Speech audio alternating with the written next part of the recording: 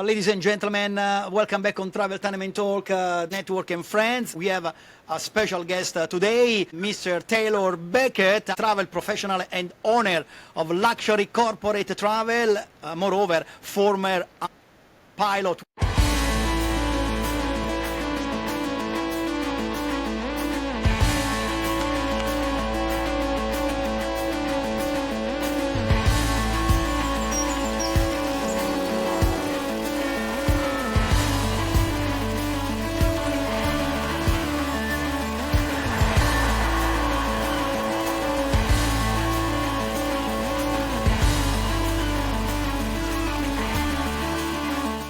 Wow, Taylor, welcome on Travel Time and Talk. How are you? Good. Thank you for having me. So long time waiting for meet you and to have you on the show. Thank you very much for being here. We have met actually during one vacation you have had in Seychelles, and I were very happy to welcome you on board. So since that, and finally we are here. Thank you. We talk about you all the time.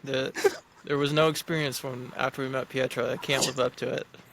Actually, I wanted to have a quick chat with you, but as you saw, always busy. Also, you were busy doing your, let's say, vacation, holiday / professional activity. Can you bring back all of us in your past history, your passion, your love for the industry? Absolutely. It started from the beginning. My parents were in the airline industry. They made me travel since I was straight out of the womb and went to all the states in the United States, went international, played hide and seek on the airplane, and eventually I professionally became a pilot. I did that for a few years, and my wife does it as well. We spent a lot of time apart, so a lot of traveling, and I started this company because I love to travel. Yeah. And yeah, it's been amazing ever since. Wow, great. So being a pilot is really interesting, and obviously you have a huge perspective from the top. Really something unique, right? It's different. I mean, I love the travel that I do better now. It's more immersive than an airport hotel and, yeah, I mean, the inside of an airport. That's pretty much it. That's all you see. Where you are at the moment, I didn't ask, but where you are, I'm seeing a huge scenario behind you. It's the Blue Ridge Mountains. It's in western North Carolina. It's kind of hard to see with the sunlight, It's but pretty it's early in the clear. morning. Yeah. I wanted to ask, what inspired you to become a travel agent specializing in luxury travel? To be honest, I don't know. I really kind of just stumbled upon us. I mean, you've met Esther. You know we love to travel, and Yeah. the kind of travel that we're into, I think, is that type of travel. We want to go to places that you don't feel like a tourist.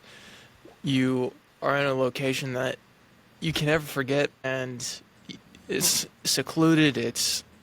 You feel you're treated so well when you go, and it moves you in a way that other travel doesn't. It's not a regular day-to-day. You're not running in a city. When we met you on the island hopper in Seychelles, that was one of those trips where, I mean, we go to these islands and we're the only one on the island, and that's a feeling is you can't. It's hard to describe. I don't even know how to tell Yes, people sometimes how you feel when you're in those places experiencing those things.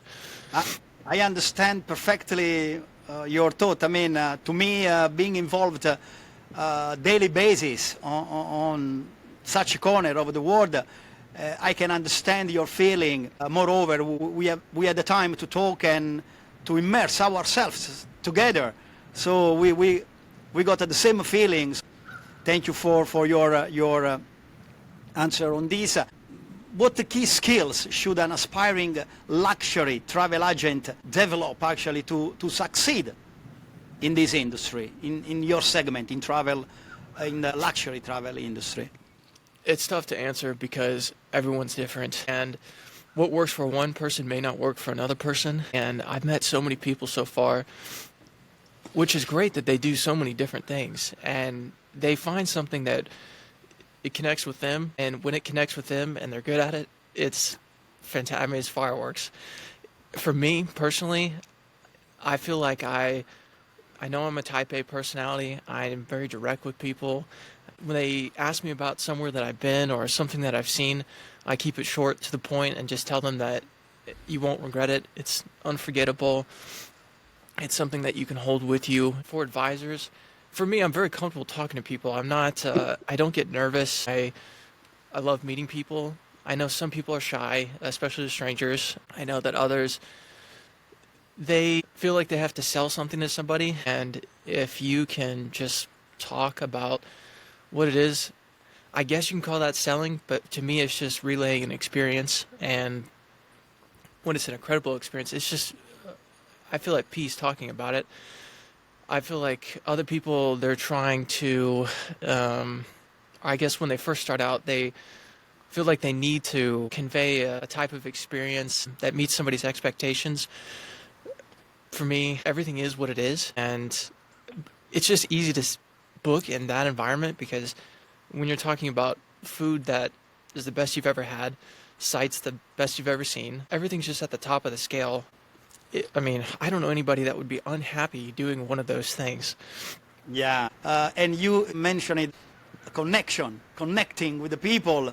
That is the meaning of traveling, and moreover, sharing some message about a destination or services in travel actually is very important. Definitely you are a great communicator and people person, sure have had the chance to talk to you directly.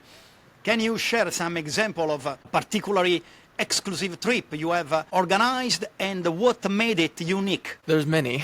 I know.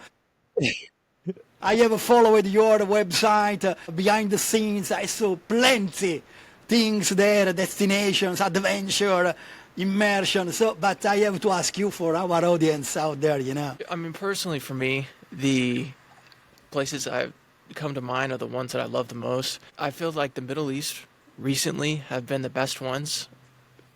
And I think because it's not very well traveled by Americans, and when people go there for the first time, I don't think they are ready to experience what that area has to offer. I think anywhere from Egypt all the way to the Maldives, it has a lot of places that are not crowded. It's Yeah. very, very nice. A lot of money has been invested into the area. And yeah, it's incredible. The sights, the experiences, the people. The culture is extremely different there than from the United States. And for me, it feels like an escape. When I go to the Middle East, I feel like I'm in a different world sometimes. And it's almost like it resets me every year when I touch down over there. Yeah, it's about the cultures, different cultures and environment. I mean, you know that as soon as you step into another environment, in another destination, you have to switch totally and let the natural flow, embracing the local culture. This is very important.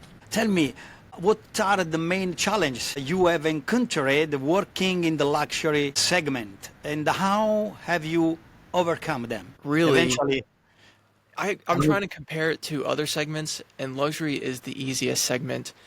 And I think because everything is included and they're willing to work with you on request. If you are trying to book a budget supplier or a budget trip, nothing's included. Special requests are very rarely taken care of, and there's not a lot of customization. If you're booking luxury travel, normally you just tell them what you want and it's done. So I'm sure there are things that maybe will take a day or two to put together. I think one time there was a delay on a flight into Tahiti, and normally when you land in Papeete, there is no way to get to Moorea, which is the island right next door, because the ferry shut down. And there was, of course, a 5-star resort that said, don't worry, we're going to charter a yacht at night. Not going to be an issue. And so when they landed, the customs officer said, there's no way you're getting over to this island. And I said, don't worry, they're going to take care of you. They're going to pick you up personally. You're going to get over there. And they were in disbelief that type of service existed. And to me, it just feels normal. exactly. So You know, you are saying actually this kind of really personalized attention and interest into to really help your customers, your clients on the spot actually yourself. yeah. Well, to me and all the advisors, it really takes the work out of what we have to do because the supplier will say they'll bend over backwards to take care of these people, and if something goes awry, they're not just a guest. Everybody knows their name before they land, or like Oh, they monitor their flights. They know exactly where they are, and if something happens, they're going to do their best to get them where they want to be. but definitely you have to love and you have to be on the spot, ready to assist and to support actually, even if I may guess you are not all the time with them. I mean, you are far from them and then you have your connection locally, so but you are there to support and to help them. To be honest, I will try to keep myself available 24/7, just to my advisors. I rarely do client bookings. It's more so supporting the advisors that we have. And so, unless the airplane Wi-Fi doesn't work, I will tell them, you contact me if you need something, I'll help you take care of it. Yeah, yeah. So and now I want to talk with you about something really unique, special, because, ladies and gentlemen, Taylor is also author, is a book writer. He wrote a book. I know that you, at your beginning, when you started, you wished to have a kind of guidance related to the job and anything could help your activities. So can you tell us about a little bit your book? Absolutely. I guess going back to when I talked about stumbling upon this type of profession, I feel like that's the feeling that happens for a lot of people. And for me, once I started hiring advisors and talking to others in the industry, we're all in the same boat. We've traveled a lot and we've been to different countries. We've flown in all the airlines. We've stayed at all the hotels. We're pretty knowledgeable about, where you can go, what you can do, what you can see. But for me, I had no idea about anything that involved this type of work. It just was internet search, internet search, internet search, internet search, trying to piece together everything. I was like, I would love a good book where I could just get all the answers in one place, and I would feel more confident about what I was doing, because you second guess yourself a lot when you're trying to find your own way. And so after I started hosting advisors, I was answering the same questions a lot, and I wanted to give them something, now that I had the knowledge, that they could utilize and would save them a lot of time, first of all, but be something that they could look at consistently, remind them, all right, I'm on the right track. Because this type of business, you don't have somebody making you doing the work. It's all on your own. You have to push yourself. You have to make what you want out of this type of industry. Wow, incredible. Definitely huge motivation from your side at the time to write things and day by day, month by month. It's a love for one job and opportunity to share something that can help Absolutely. other people. How do you keep your knowledge of luxury destinations and also about the last travel trends up to date? I subscribe to a lot of newsletters because there are thousands of suppliers, and it really is tough to keep up with what's new because I feel like every day there's something that it's an unforgettable type of trip for somebody, but every day you're having to log that type of information, and it could be a new 6-star ship, it could be a new resort. Some places I try to go to so that I can cement that memory. Others, I feel like you have to have just a list of links and resources to remember, because sometimes it'll just click in your head and you go, I think there's something new here. I think this is, if I remember correctly, because you've never been and you've never seen it, but you just vaguely remember hearing people talking about it, and until you see it, that's all you have to remember. Where they can find your book, by the way? It's on a couple different places. In the United States, there is Amazon. Everybody knows about Amazon. Definitely. And then there Barnes& Noble, their online bookstores. And then the audiobook is being recorded right now, so hopefully that is ready by December. Internationally, there's a book distributor that I registered with, and it should be available in 55 countries through local online distributors. I'm very happy that we are talking about your book with our podcast today on Travel Time Talk. So thank you also for sharing such experience and mission. I mean, in your opinion, what are the most common mistakes travel agents make when they starting out in the luxury segment? I would say not experiencing the supplier or the product that they would like to book. It's hard to describe something and convey everything about that experience if you haven't done it. I think it's a must. There's always, I would say, reviews or resources that people read online. Some say don't take advantage of it. Some say do take advantage of it. And I'm one that very vocally says you need to go do it so that you know everything about it. And that's one of the things, I think, the biggest mistakes that people see. I like to think of it as a business, not as a job. And when you think of it as a business, it's something that's integral to the business. It's not, is it a business expense? Yes. But it's also something to help you learn and grow. And when you start experiencing luxury travel, it's a very different perspective. Before I did that, I mean, we all started somewhere. When I was first an airline pilot, I was making very little money, and I was living out of hotels and motels that they're not very nice. And, then you work your way up to the Ritz-Carlton, St. Regis, and some very nice properties. And once you're there, it's kind of hard to, I never knew that was there when I was a kid.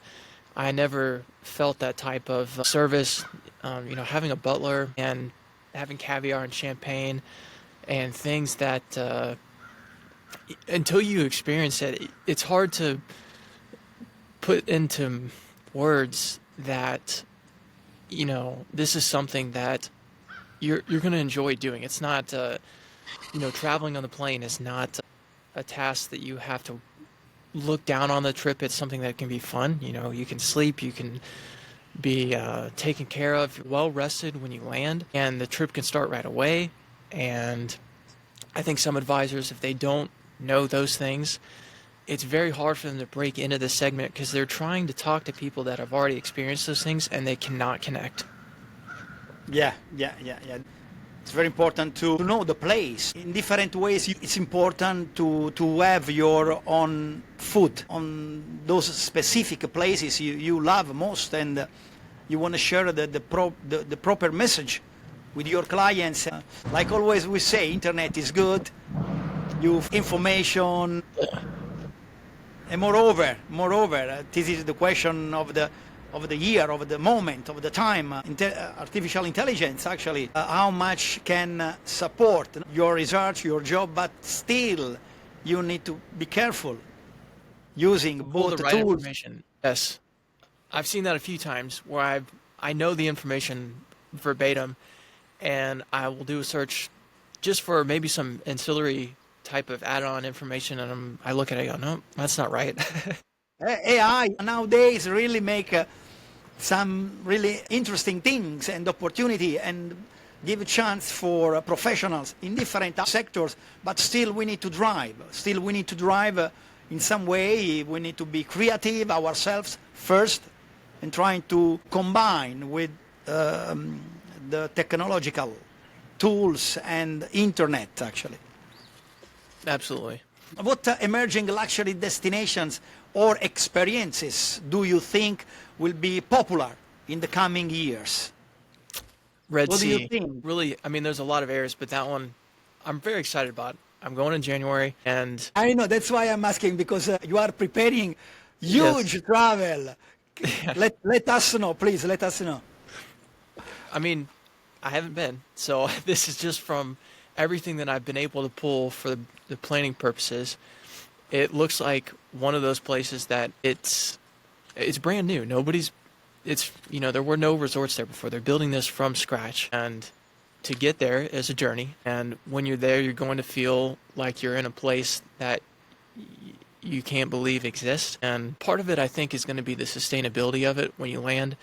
It's going to be very aesthetic and it's going to be very green, and you're going to feel like you're in the environment because it's not going to feel industrialized. It's going to be modern, natural, a place you can decompress 100%. Yeah, they're clear. How much is it clean?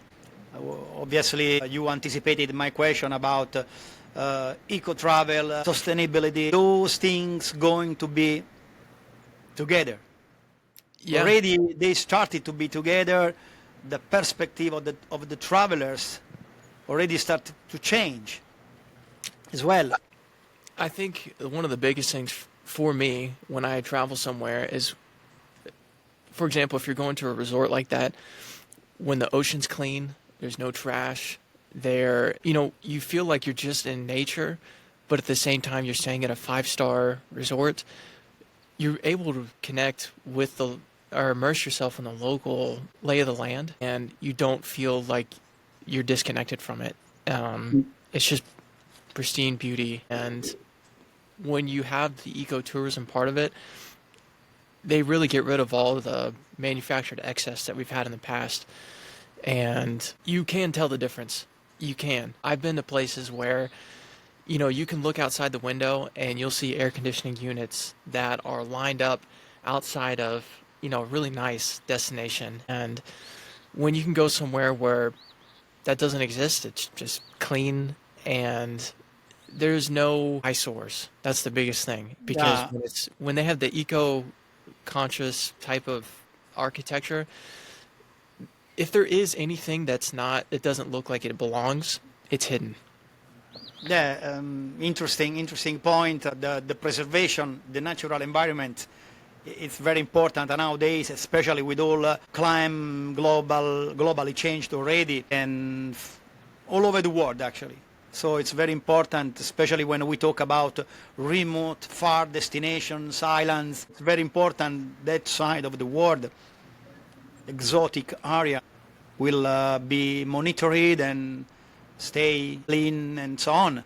There are many topics to discuss. I know you don't have so much time, but it was for me very important to touch with you those points.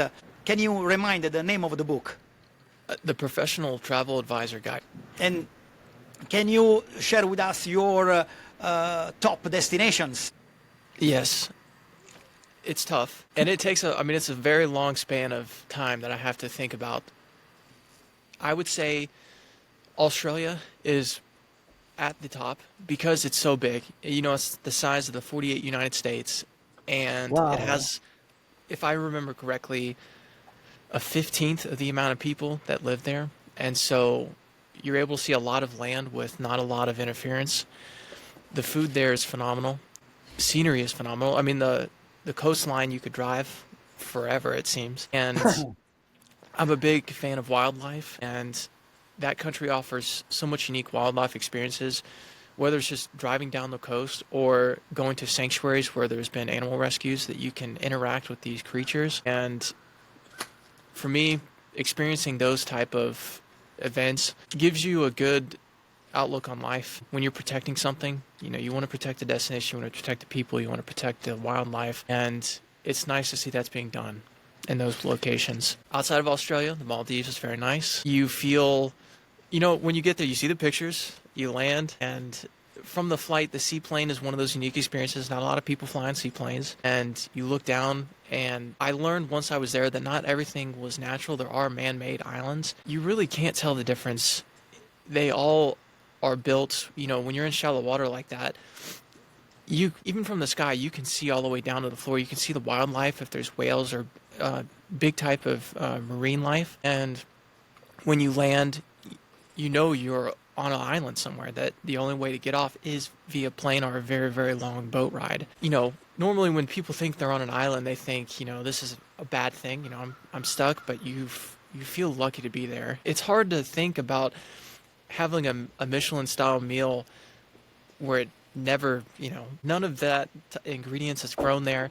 It's all brought in, and you feel like you're combining the best of 3 or 4 different worlds into one location where you can just sit in one place for a week and feel happy and in disbelief. Tahiti is great. Honestly, anywhere in the South Pacific, those islands are phenomenal. From Hawaii all the way down to Fiji and New Zealand. And from the Europe, Europe is tough for me. Esther's from Europe, so we I go there a wanted to lot. ask exactly And, because of this. in the summer, it's tough as an American man to go to a place where air conditioning is hard to find. And marrying a European woman, she likes to do things very authentically. So I eat great and I walk a lot. So to me, it feels more of like an adventure than a vacation. Yeah, yeah, It's yeah. the people are great. It's to me, I like to slow travel. I like to do immersive things, and Europe is a city life. There are some islands in Europe that you can go to, but a lot of it is sightseeing, and it's a lot of if you're not in the city, you're experiencing an area that's not too secluded. There are some areas in northern Italy in the mountains and Austria that are, you have very small towns. But for me, not on my top 5. Yes, we love Ireland, something unique. I think it feels like a second home to me, which is Yeah, why it doesn't feel. Yeah, it feels more like if you're gonna go see family, it's just seeing family. It's not an exotic European destination like some people yeah. have. Talking about communication, what a role does networking play in your success as a luxury travel agent and outdoor? I mean, do you have any advice on how to build a strong network of contact? Yes, to me, I think it's critical. It's a must-have. I do know there are advisors that have been successful without a network. Sometimes you're just already connected with the right group of people just from the way that you grew up. I think I was lucky in that part of my life as well. I grew up in a very well, everyone was doing well. And so for me, I already know a lot of those people. And when I first started, they're traveling the same way I am. And, I knew these people already. For people that don't know high net worth type of travelers, you have to network to be able to get to know them and start building a relationship. I think LinkedIn is a must. It's an absolute must for every advisor, whether they want to or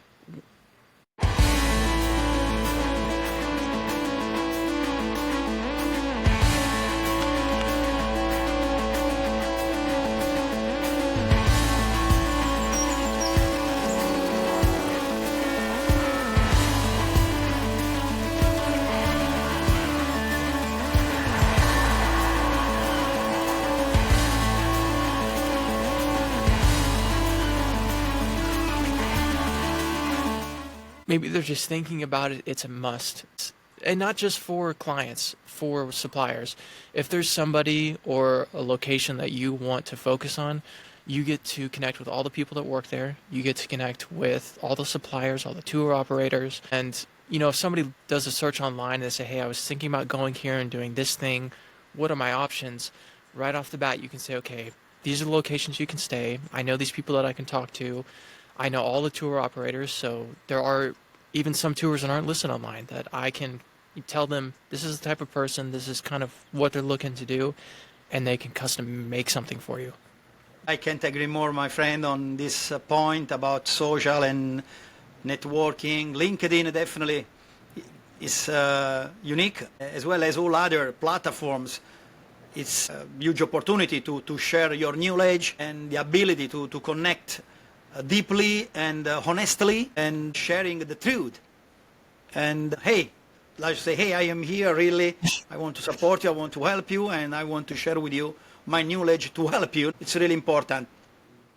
I agree. We said many things, and there are plenty topics. Before we ending the podcast, how you will start your new year? Okay, absolutely. For sure, right off the bat is the Red Sea. So I'll start flying out of Dallas, and I'll end up after one layover or two in Jeddah. I'm going to do a couple days in Jeddah, and then there's really only a few ways to get up to that part of the Red Sea, and so I'll take a flight from Jeddah, and once you land, you picked up by an electric vehicle, taken to the shoreline, and then by boat, you're transferred to the hotel. I'm going to experience both those new hotels in the Marriott portfolio. Wow. From there, I'm going to go back. I would like to stop in Egypt. I haven't actually booked my flight back yet. And do the pyramids. When you are traveling in January, that's a great time to go to anywhere in the Middle East because it's not 120 degrees outside or 40 Celsius, or 50 Celsius. Yeah. That's the version. Yeah, more or less. Yeah, very hot. So it's enjoyable, especially from the United States where it's pretty cold. You're able to kind of live outside of your season. And once I'm back, I'll have to plan the next trip. Normally, 2 to 3 months beforehand is when I start putting together something, and it will piece together up until the day of the departure. Oh, fantastic. So it's really a huge beginning for 2025. I'm sure you will share with all of us, with all of your network through LinkedIn as well, something. So just we anticipated. By the way, can you mention about your website, the link? Yes, luxurycorporatetravel.com. So it's very easy to find. And the last question, as you know, I am a lover of a huge niche of sea travel, the small ship cruising, yachting. And about you, what do you like the most traveling all over the world? Honestly, Yeah, I wanted to touch with you a little bit, just ending with a small ship cruising. That is something I know also you like it, but generally speaking, let me know. honestly, it is small ship cruising. It's because you don't feel like there's not a lot of people. You feel like, not that you own the boat, but you feel like it's just your type of, you have your own cabin. But when you're eating and when you're walking around the ship, it doesn't feel like you're in a communal type of travel, like a plane or a bus. It's very private. And, every time the ship sails, it's going somewhere different. So even if the ship has an itinerary that every week they do the same thing, it's going to be a different site. The wildlife's going to be different. The weather's going to be different. The route's going to be different. And another thing is you're able to travel to very far places that are only accessible by ship. You're able to sleep very well the whole time. When you fly, even when you have a bed on the plane, the sleep is not good. And you're forced to be confined to what the airline is, what time they're flying. Yeah, small ship cruising, it's the way to travel. Eventually is something that can match perfectly with luxury segment as well. Yeah, it's the best. I would say it's the highest rated form of luxury travel segment is small ship cruising to exotic destination. Exactly what you do is that. In fact, there are on board, ashore, an enrichment program and immersion into the destination very deeply. So, Taylor, it was very nice first of all, to meet you again and talking with you about something we love with our heart. Thank you very much for joining me and for sharing your last news, experiences with all our people listening, watching, wherever they are at the moment. And so just I want to end the last of the last, ending with me. My hashtag almost is my slogan. My hashtag is me, practically. It's always action with a passion. I would invite you to say with me when I say 3, okay? And so we're going to the end of the podcast. 1, 2, 3. Always action with a passion. Thank you very much, Taylor. Ladies and gentlemen, if you are a lover of luxury segment, please make sure you get in touch with Taylor, and I'm sure you will discover many things through his website, but you can meet also through the social media, Instagram, Facebook, LinkedIn, whatever you prefer. You will meet such professional person with a great experience and knowledge, and being a traveler himself for sure. So thank you again, stay tuned and enjoy your life. Ciao!